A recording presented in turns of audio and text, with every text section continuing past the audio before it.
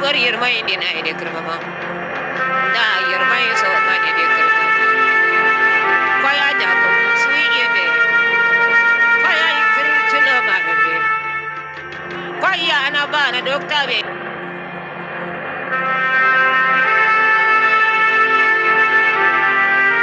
By the early 19th century, Kanem Borno was clearly an empire in decline.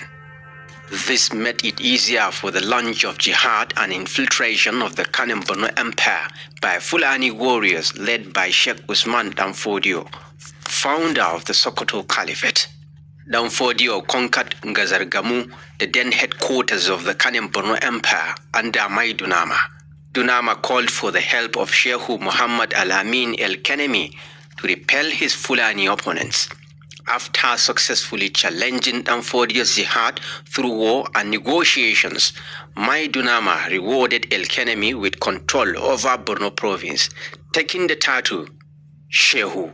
The dynasty was established by Sheikh Muhammad Al-Amin El-Kanemi in Kawai in 1814, when Birni Gazargamu was destroyed by the Fulani under the Sefawa, and the Sefawa became a puppet rulers.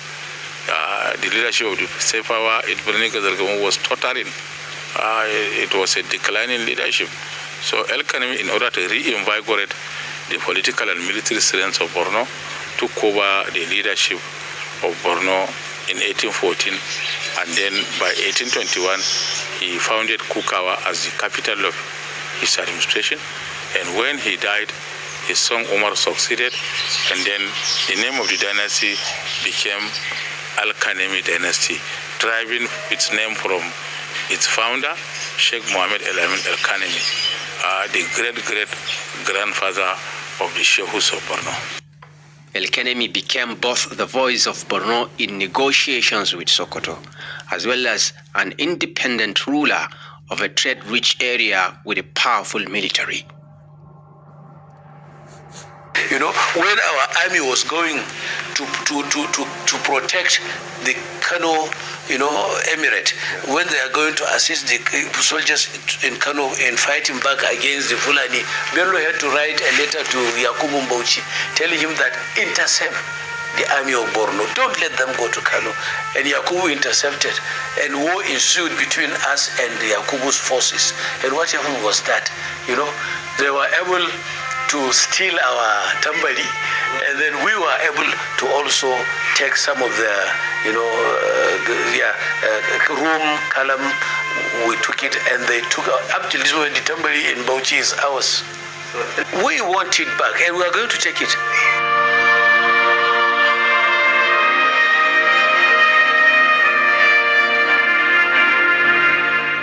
During that time, after the exchange of letters, and after understanding that yes, Borno is an Islamic state, as well as the Sokoto Caliphate is also an Islamic state, seeking to protect Islamic Sharia at that time, an establishment of a puritanical Islamic state. So they now come to a term and agreement that never in history is there going to be war between us. We are brothers, and we will keep that intact, and we will also, be respecting one another's views, and then the joking, relationship started in. Fulani will refer to us as Kaka, and we refer to them as Baru. While the wounds inflicted on the Kanem Borno Empire by a series of wars over centuries were yet to heal, a Sudanese warlord, Rabi El-Zubair Fadullah, whose statue stands tall in Maiduguri, conquered Borno and destroyed Kukawa in 1893 during the reigns of Sheikh Washimi El-Kanemi.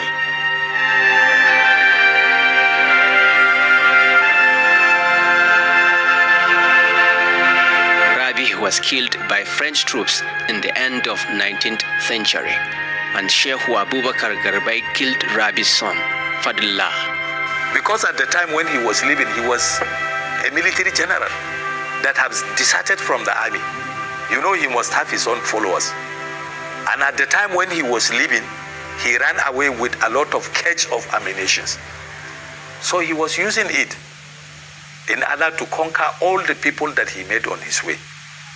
His intention was not only to conquer Borno, but his intention was to conquer even up to Kano, so that he will establish his own empire, considering the fortunes that were available in this part of the world. After finishing with the people of Bagirmi, he crossed into this Kotoko area and what have you, finished with the Chad area, then he crossed into the Nigerian area. He came and established his base at Dikwa. At that time, the Shehu was even there. So he engaged into a fierce battle or skirmishes with the leaders or rulers of Borno at that time. So as a result, he killed even one of the Shehus. I think Shehu Hashimi was killed by Rabi. So the next person who succeeded Shehu Hashimi, I think he was the one who even fled with his people, leaving Dikwa. He deserted the capital and moved to where? And moved to the Magaram area. He sought for a refuge there.